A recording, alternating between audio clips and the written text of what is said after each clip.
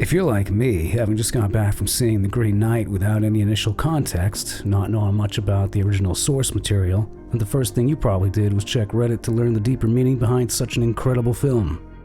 In the discussion thread over in Our Movies, redditor FuIIofDETERMINATION breaks down the events which transpire throughout The Green Knight in exceptional detail as they relate to the 5 chivalric virtues or aspects of knighthood.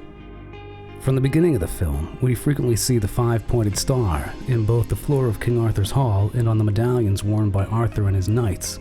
The 5 points represent the 5 chivalric virtues present throughout the film, with each of these virtues becoming a unique challenge for Gawain in his quest for honor and knighthood. Trial 1. Piety. His relationship with God. Piety is the first trial we come across at the very beginning of the film, as we see Gawain lie to his mother about having gone to church on Christmas. We see that he is in fact not pious at all, and that he would rather spend his time participating in one indulgence after another. For this trial, Gawain fails. Trial 2. Generosity.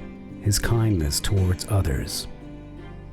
Early on in his journey, Gawain comes across a boy who tells him of the deaths of his 2 brothers as the pair traverse a battlefield, and the boy ends up begging for payment after providing him with directions.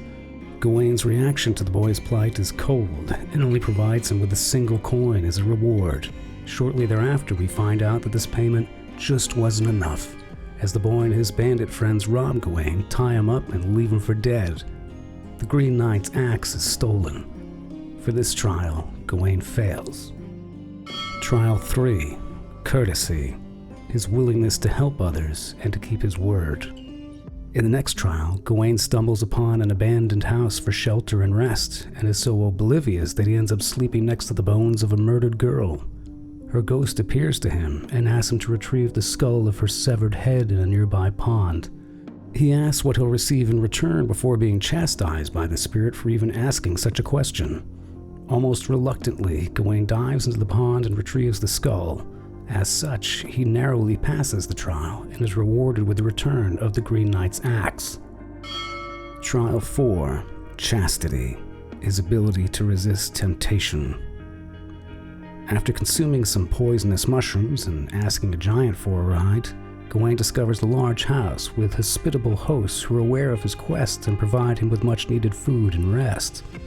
Later on, the host's wife seduces Gawain, proclaiming to him that he is no true knight, as he then takes the green sash from her and leaves the mansion. Here, Gawain not only fails the trial of chastity, but he also sullies his honor by failing to be courteous in dishonoring the promise he made to his host, to trade all things he was given inside the house.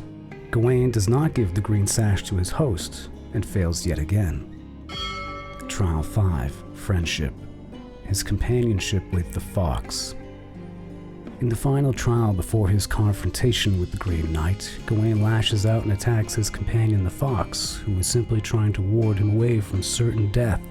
Gawain rejects the fox's advice along with his friendship, and as such, Gawain fails a 5th and final time. A beheading at the Green Chapel.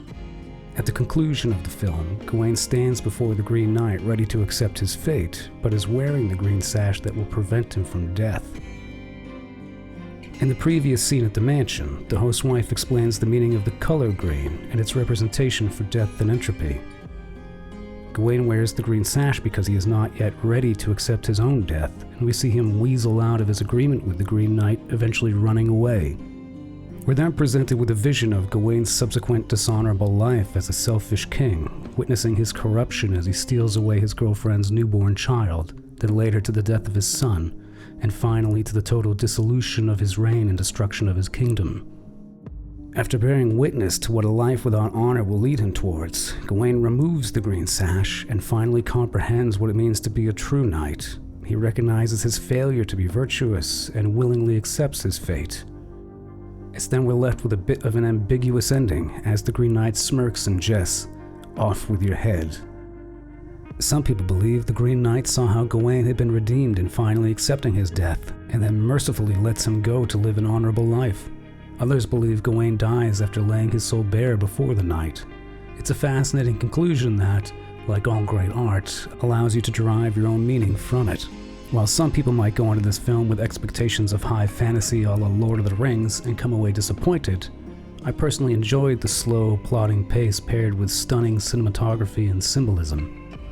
After realizing that the 5 major chapters of the film represented the 5 chivalric trials of Gawain's quest for honor, I'm left with an even greater appreciation for the thematic symbolism presented throughout the film, and will certainly be picking up the 4K edition when it's released this fall. If you liked this video or thought it helped demystify the symbolism throughout The Green Knight, help me out in return with a like and subscribe. And don't forget to swing by the Reddit thread to give FuIIofDETERMINATION another upvote or award for taking the time to write up such a thorough explanation.